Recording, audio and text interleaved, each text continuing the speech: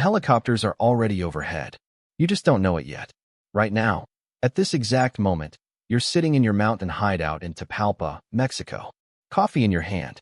Guards posted outside. Rocket launchers loaded. You've survived 20 years in the most dangerous business on Earth. You've bribed generals, bought judges, moved billions of dollars across borders. You are untouchable. And somewhere 30,000 feet above you, a U.S. military satellite just locked onto your location. They've been watching you for weeks. They tracked your girlfriend's phone. And right now, in a room you will never see, someone just gave the order. They're coming for you. This is the last day of your life. Welcome to your story. You didn't choose this life. This life chose you. You grew up in Jalisco, Mexico. Your neighborhood had two career paths: poverty or the organization. You picked survival. At 16, you're running packages. Small stuff. You don't ask what's inside. At 19, you control a corridor. A smuggling route worth millions per month. People twice your age answer to you now. By your late 20s, you don't run routes anymore. You own them. You build something nobody has seen before. Not some dusty old cartel moving bricks across the desert. You build a corporation. Accountants in suits. Lawyers on retainer. Soldiers with military-grade weapons. Your name spreads fear from Guadalajara all the way to Washington, D.C. When the government tries to come for you, you don't run. You fight back. You shoot down their helicopters. You assassinate their officials.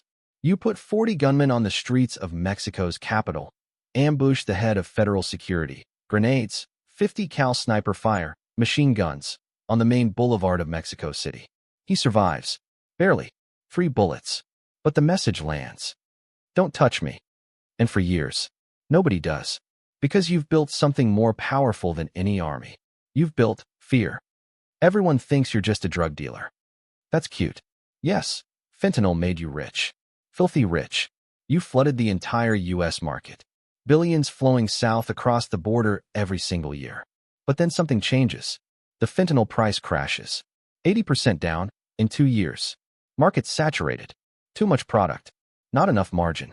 Lesser men panic. You evolve.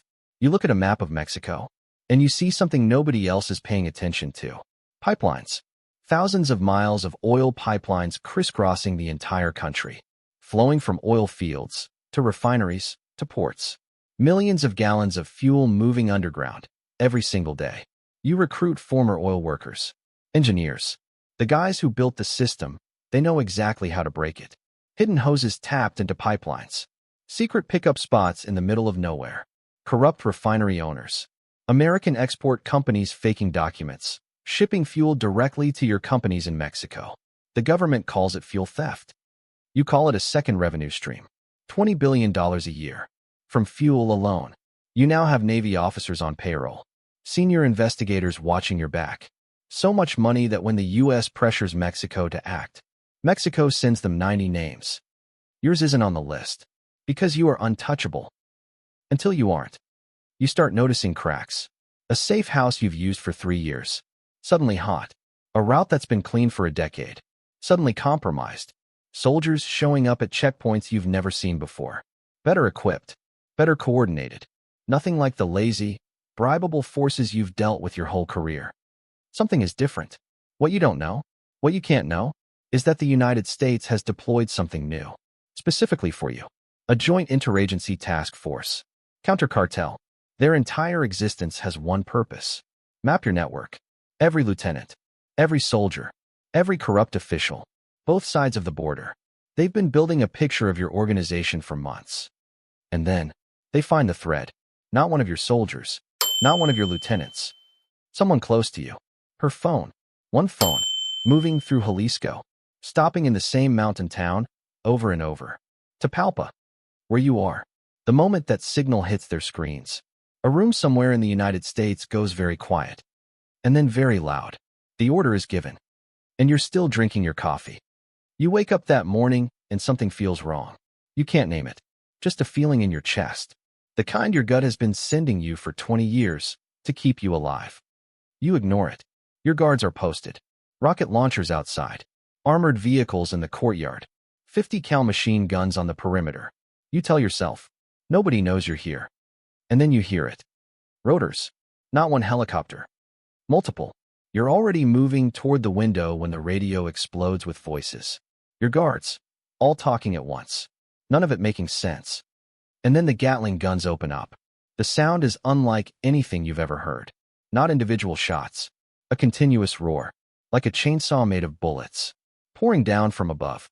On the ground, the Mexican army pushes in from every direction. Fast, coordinated, fed real-time targeting data from U.S. intelligence assets circling overhead. Every move you make, they already know about. Your men fight back. Hard. Automatic gunfire everywhere. The hills around Tapalpa erupt into a full battle. But your guards have nowhere to go. The army has surrounded everything. Every exit. Every trail through the woods. Every road down the mountain. You are boxed in. The shooting slows. Then stops. 8 of your men are gone. You took the bullets trying to get out. You never make it to the hospital. The most feared cartel boss in Mexico dies in the back of an ambulance on a mountain road. And here's where your story gets even bigger. Because your death doesn't end anything. Within hours of the news breaking, your organization detonates.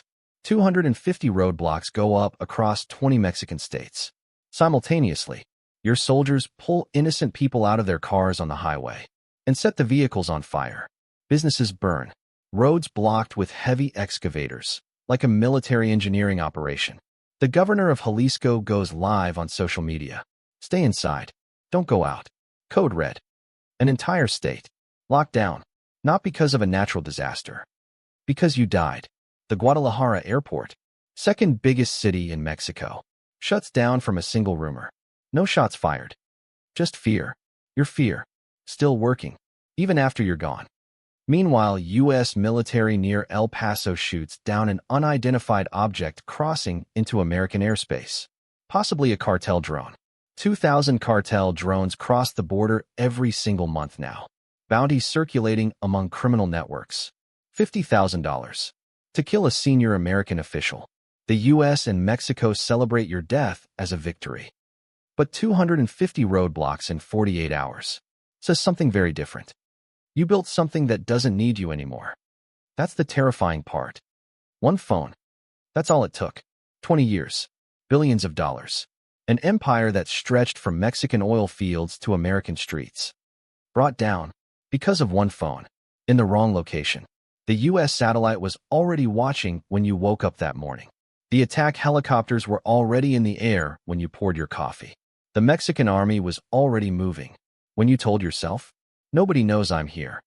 You were the most feared man in Mexico. And you never saw it coming. They got their boss. But the cartel? The cartel is still out there. Still moving. Still watching. 2,000 drones a month crossing the border. Bounties on American agents. A $20 billion empire still running. Killing the king doesn't end the game. It just starts a new one. This was your life. As a Mexican cartel boss. Killed by U.S. Special Forces. If you made it this far, you already know how this world works. Subscribe. Because next time, you might not make it out alive either.